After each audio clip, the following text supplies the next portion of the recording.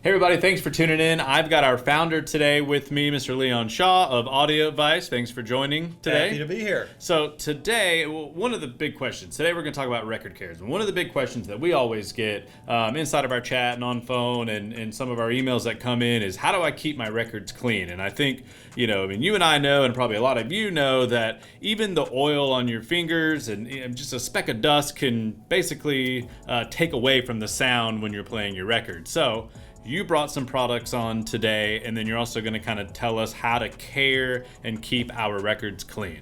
Exactly. Yeah, it's that stylus is tracking some tiny little vibrations in those grooves, and the cleaner they are, the more sound it will get out of those record grooves. So first, how to handle your records.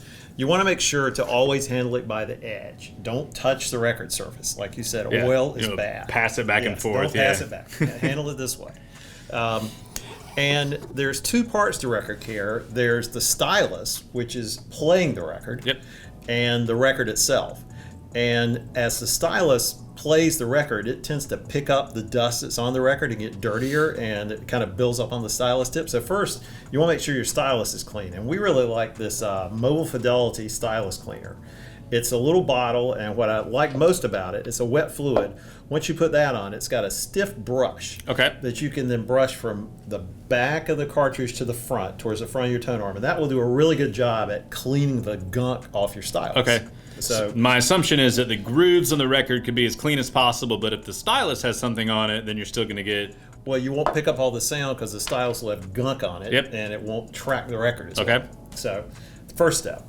Next step is keeping the records clean. And there's kind of two parts to that. You can use, this is a little anti-static carbon fiber brush that we have. And this is great for kind of everyday care once your record's already clean. Okay. This will keep kind of the surface dust after you've done a good job cleaning it. So this we use usually every play. Also the stylus cleaner I recommend using after every record. So play both sides of the record, clean your stylus. Okay. This is a formulation from Last, which is a record cleaner. This is a wet record cleaner. I think that's the best way to clean a record, is with a wet cleaning system. And this has a little brush, and you just put some of this on the brush and turn your record on or spin it around and just clean it and wipe it several revolutions, then it'll dry. This brush will get dirty, and Last kit comes with a bunch of these brushes. And you can wash them out too once they get dirty. That helps get the gunk out of the record. Now, how often do you recommend doing that? This is when you first get a record. Okay. First get a record. If you do this and take care of it, this you really only have to do the first time. All right. And then use this for everyday use. Maintenance, basically. Maintenance, yes, correct. Just keep the static and the surface dust off. We also have a spin clean, which is kind of a machine that... This guy. This is above the speaker. Okay. So that's... this is the audio desk, but we have a spin clean, which is kind of an entry-level wet cleaning system that you can use to clean your records. It's kind of manual.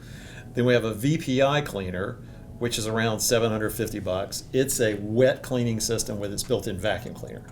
But what has just amazed me, and this is crazy expensive, but it is amazing how good it is. It looks like a spa for records. If I'm looking down here, it looks like a good spa day for records. It is. So this is from AudioDesk, and this is an ultrasonic record cleaner. So basically you put your record in, and we don't have it plugged in, but you push a button and the whole bottom half of this up to about right here on the record fills with water with a cleaning solution in it, and then it starts spinning, and these brushes that you can see from the top here turn it around, and the water's hit with ultrasonic vibrations. Okay. And then once it's done, which takes about 3 minutes, it then completely dries it off. And it's doing both sides at the same time. It's doing both sides at the same time. And it's $4,000, which is a lot, and you've got to have a good system. That's for the serious person. Yeah. But just a funny thing, we were just talking about this, and our e-commerce warehouse manager has a modest system at home. And he said he came in over the weekend, brought some records that he thought were just kind of actually trashed, cleaned them on this. He said it was astounding. Just night and day. Night and day. Total night and day. So this is the audio desk, or the VPI, but take care of your records. Record storage, make sure you store them straight up and down, not flat. Store them vertically, and keep them in a cool and dry place. Do you have is there like a recommended temperature, or not hot. Not in the attic. We have so many people say, "I've got my records all up in the attic." Yeah, Like, or I inherited no. them Yes. from mom or dad, Yeah, keep them at under 80 degrees. I Okay. would say. All right.